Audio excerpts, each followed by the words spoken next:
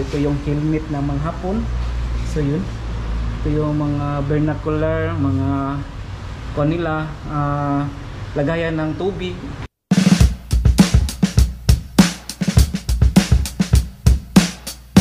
Yan, sa taot sa mga Kuya Dayo dito sa may kuwan, sa may elementary school ng Mintal. Yan, sa taot ng Chip. Yan, yung Chip. Ako na po din ang PCC na mo. Yung nagkakabantay dito sa may Mintal Elementary School. Okay?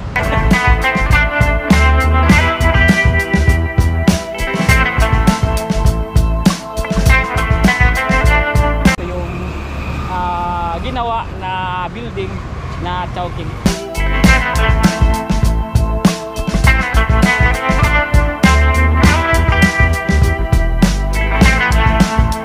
Something great is coming in your way.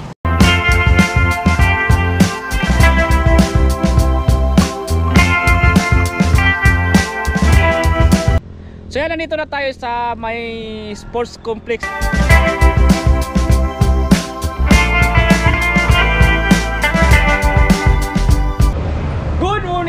Channel at welcome sa ating panibagong vlog ngayon. Ayan, kalaya sa karaang vlog natin kaya pumunta tayo dun sa may Barangay Waan. Ating in-update yung twin tunnel or expressway ng Davao City. Yung malaking project dito nga ginawa galing sa Sirawan, Turil patungo ng Davao Panabo City. So ngayon kadaya nandito tayo sa may Barangay Mintal. So dito sa may Barangay Mintal, so ito yung tinagurian na Little Tokyo ng Davao City. So yun, magtatanong kayo bakit Little Tokyo ng Davao City itong lugar na to, kasi dito yung nakatira yung mga Hapon. So dito yung mga plantasyon nila ng mga abaka. Dito yung area na to galing ng Mintal, Tugbok District, Pukalinan, din nga area dito nga nakapaligid dito nga area. So yan, sa katunayan, meron silang iniwan pang mga parang marker o monument dito sa may Mintal Elementary School dito nga area. So yun, nandito yung Mintal Barangay Hall. So dito tayo mag-update. So may mga project dito na nakapaligid.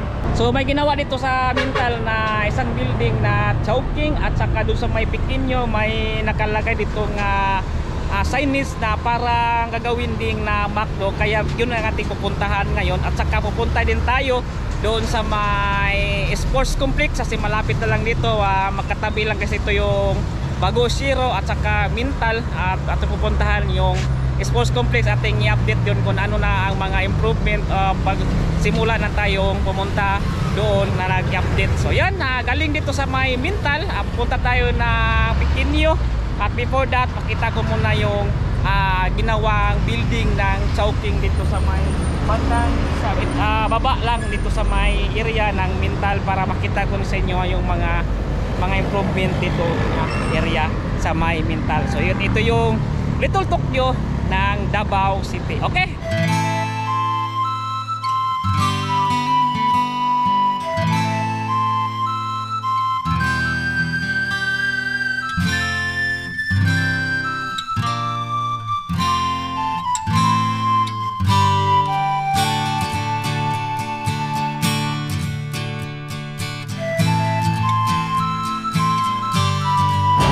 Ayan, before tayo mag-proceed sa ating mga update sa project, so patunayan ko muna sa inyo kung bakit natawag itong Mintal na Little Tokyo ng Davao City. So dito tayo sa may Barangay Hall ng Mintal.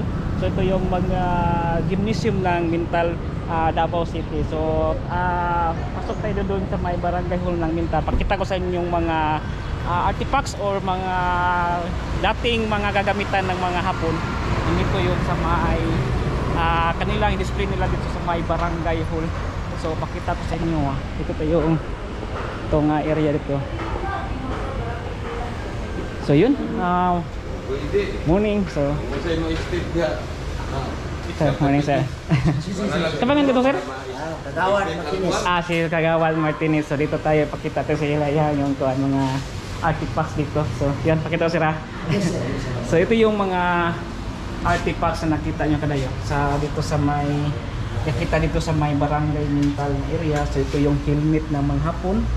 So yun, ito yung mga vernacular, mga kanila, lagayan ng tubig, may kawali, may takuri pa dito, may kaldero.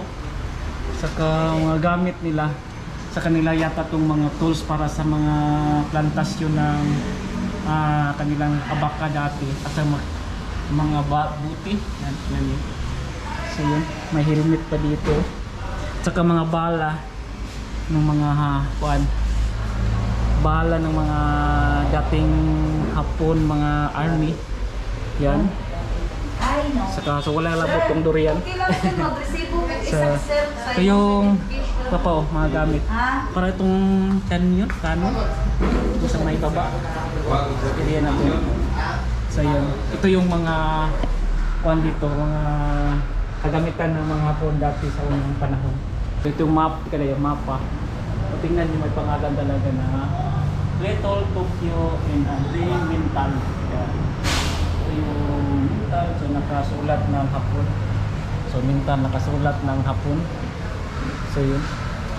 Ito yung mga picture ng mga Hapon dati.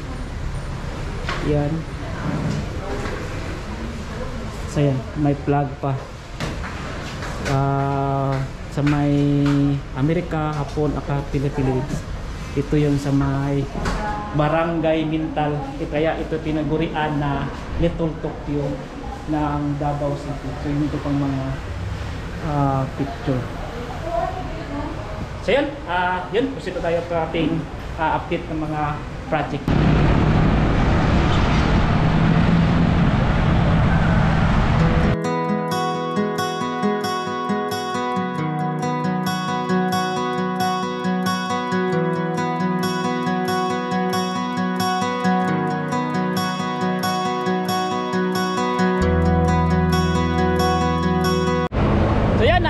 Sa makasulukuyang panahon, so galing din sa may panahon ng Hapon, then bumalik na tayo sa may 2023 na ngayon. So nandito na tayo sa may Mintal gihapon. So nandito tayo pa rin sa may Mintal. So ito yung pakita sa isang unang building nating pakita sa inyo. Ito yung Chowking ng Mintal, Davao City. So yun, malapit na ito matapos. Sabi ni sir yung nagmanis dito sa Chowking ay mag-operate ito ng early October or first week ng November. Kakalukuyan nga karong 2023 mag-operate na itong Chowking nito. So mga 70 to 60% tapos na itong building na to. Then mapunta tayo doon sa may Pequeño.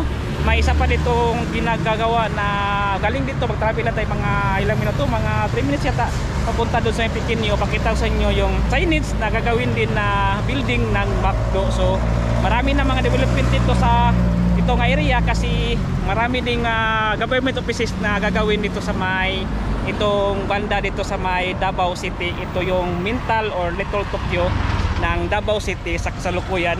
Ito yun sa may Mintal. Okay? Then makita siya, travel tayo muna dito patungo ng Pequeño para makita yung site ng McDo. Okay? Then let's go!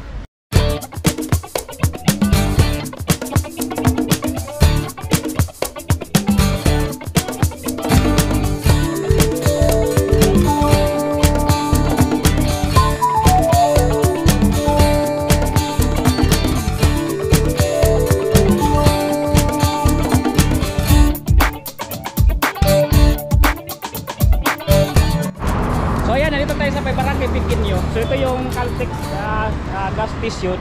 So nandito yung site na gagawing McDo. So yun, malaking signage yan.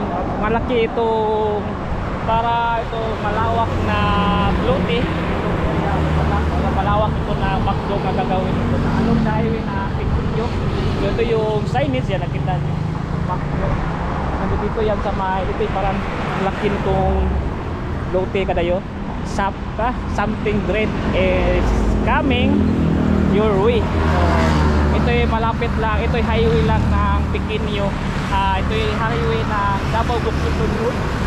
So before tayo makarating doon sa may crossing ng Pequeño, yung may ilis, ito yung McDo na gagawin. So yun, dito. So yun, pinaka square meter. Wala ka ba lang? So, kung ako sa area, no?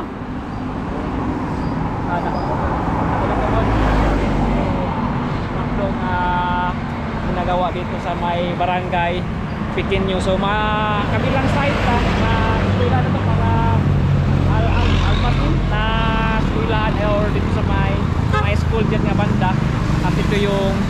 McDo. So malapit lang sa Pag-ibig na Pequeño. Ito yung McDo gagawin dito. Sabi ni sir, malawak itong lugar, pero hindi niya alam kung ilang square meter or ilang kung ito ang kalaki nitong McDo. Pero ang tingin ko, ang lapad itong McDo nga gagawin dito sa may Pequeño. Pequeño lagi.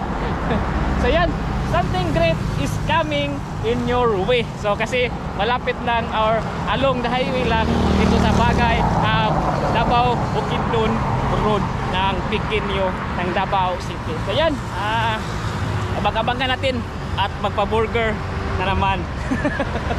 Okay, so yan, punta tayo doon sa may sports complex at titingnan naman ang sports complex kung ano naman ang improvement siya. So yun, libot, ikot tayo dito sa may area ng malapit sa may Mintal. Ating punta na yung mga mga development dito nga area. Okay, then pati okay, then let's go. So yan, tubil lang naman tayo kasi nandito na tayo sa Caltex. Tubil lang tayo. Na, try. So yan, Caltex, baka naman. Okay lang nga. Kataot sa King Padre. Furniture cutting. Premium. Yan, so tubil tayo. Yan. So Caltex, baka naman. Yan, sa tawag ka ma'am, sa mga naman. Winter. Ha? Win. Gwen, so ang Gwen. Tawag ka ma'am Gwen.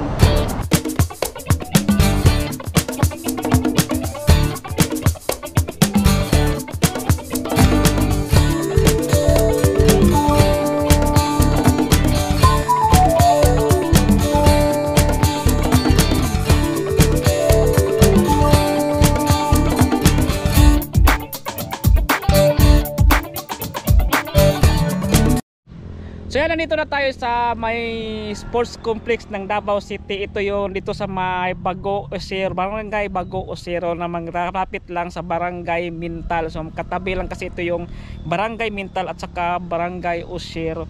So dito yun, ito yung area dito, ito yung parang bakuran niya or area malaking lote. So nandito yung dito nga side, ito yung gymnasium, ito yung outdoor studium.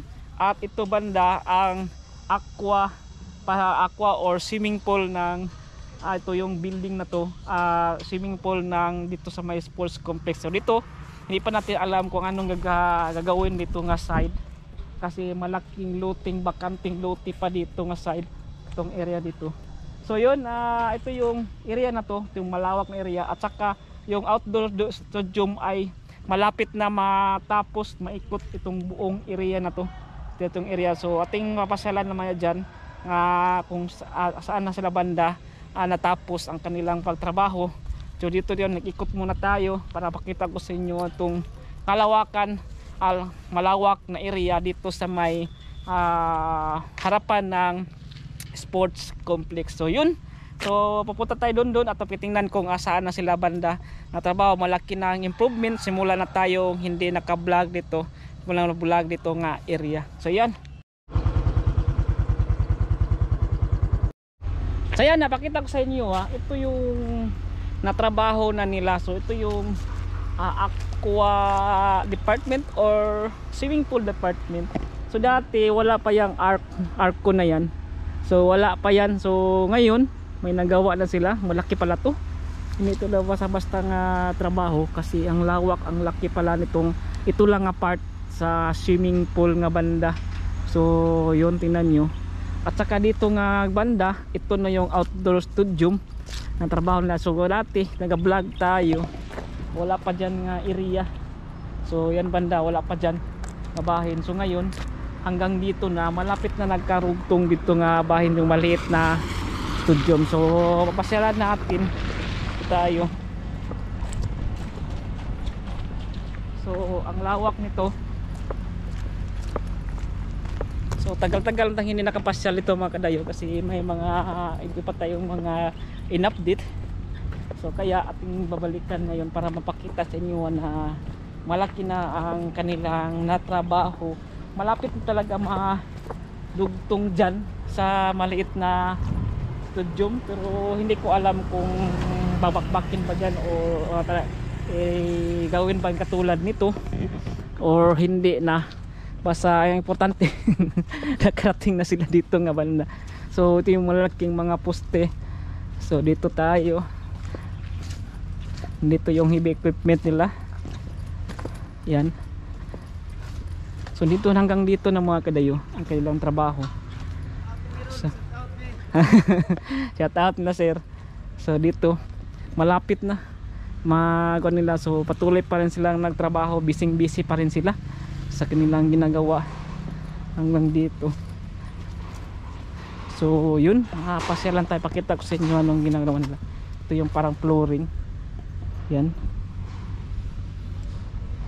sila sir dyan, busy sila sir. So hapit na, or malapit na doon sa may hapit na naman. Na sir, shout out sa inyo. So usap ni sir, bungkagon pa din na. Bungkagon pa? Bungkagon na. Para ma-uniform ko no, design. Sa kay murag gamay man siya nya kito, murag dako siya. Shout out ako si Kuan Labe, Villarmino nga Kuan. Shout out kisa, shout out. Villarmino.